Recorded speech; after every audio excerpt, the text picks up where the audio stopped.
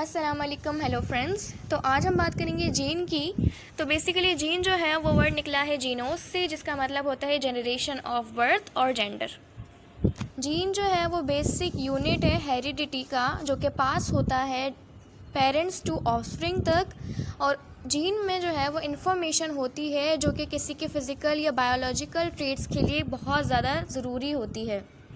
Means अगर हमारे पास chromosomes हैं लेकिन हमारे पास जो जीन है वो प्रेजेंट नहीं है, या जीन में कोई डिफेक्ट आ गया है, तो जो पर्सन है, ये जो बर्थ है, उसकी जो फिज़िकल और बायोलॉजिकल ट्रेट्स है उसमें काफ़ी ज़्यादा मतलब एबनॉर्मलिटीज़ आ सकती हैं, या कोई मसला हो सकता है। बाकी जो है इसको हम स्मॉल पार्ट ऑफ डीएनए भी कह सकते हैं, क्योंकि ये डीएनए का एक पार्ट होता है। और हमें पता है कि डीएनए जो है वो न्यूक्लियोटाइड सीक्वेंस, जो कि एडेनाइन, थायमाइन, इनसे मिलके बना होता है। तो जो जीन है वो भी न्यूक्लियोटाइड सीक्वेंस से ही बना है, इसको स्मॉल पार्ट ऑफ डीएनए भी कहते हैं। अब जो है ये जीन जो है, ये हमने प्रीवियस वीडियो में जो डिस्कस किया था क्रोमोसोम्स, उसमें हमने पढ़ा था कि जीन जो है वो प्रेजेंट होती है क्रोमोसोम्स पर। अब ईच क्रोमोसोम जो है वो 100 ऑफ जीन जो है वो अपने अंदर कंटेन करता है। तो लोकेशन जो होती है लोकस का मतलब लोकेशन से ही निकला है।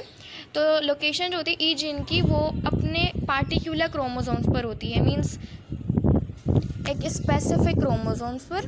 और क्रोमोसोम्स जिसके अंदर जीन की जो लोकेशन है वो सेम होगी, उसको हम कहेंगे होमोलोगस क्रोमोसोम।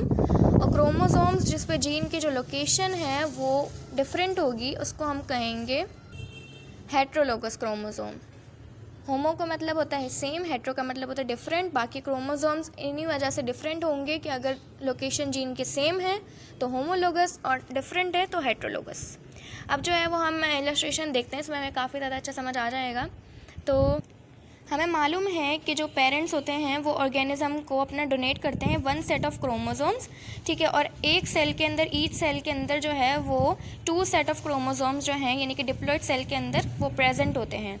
इसी तरीके से ईच सेल जो होता है वो कंटेन करता है पेयर ऑफ क्रोमोसोम्स, जो कि मॉर्फोलॉजिकली अभी हमने पढ़ा कि अगर सिमिलर होगा तो होमोलोगस, और अगर डिफरेंट होगा तो हेट्रोलोगस। तो इसी के अंदर भी हमारे पास जो है वो 2 पेयर्स हैं क्रोमोसोम्स की, जो एक जो है वो एक पेरेंट से आया और दूसरा दूसरे पेरेंट से आया है।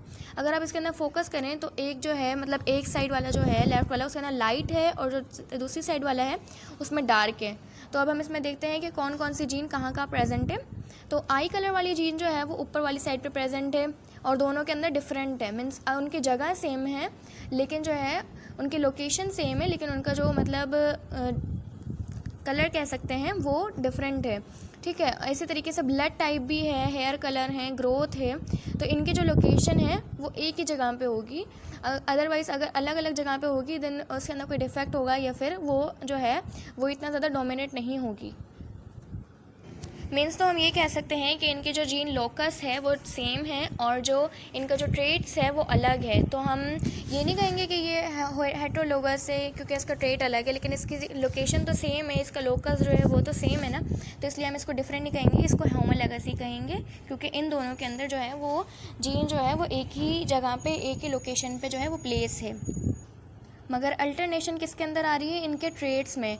तो इसी अल्टरनेशन को, इसी अल्टरनेटिव फॉर्म ऑफ जीन को या ट्रेट को हम कहेंगे एलील। एलील कहते हैं इस अल्टरनेशन को, कि एक साइड पे जो है वो मतलब डिफरेंट कलर हो या डिफरेंट ट्रेट हो, और दूसरी साइड पे है वो डिफरेंट ट्रेट हो, मतलब उसी का हो, इसी कैटेगरी का हो। जैसे कलर आई कलर है, इसका अगर लोकेशन सेम लेकिन जो है वो ट्रेट अलग, मतलब एक तरफ ब्लू एक तरफ जो रेड, तो इनको कहेंगे हम एलील। अब एलील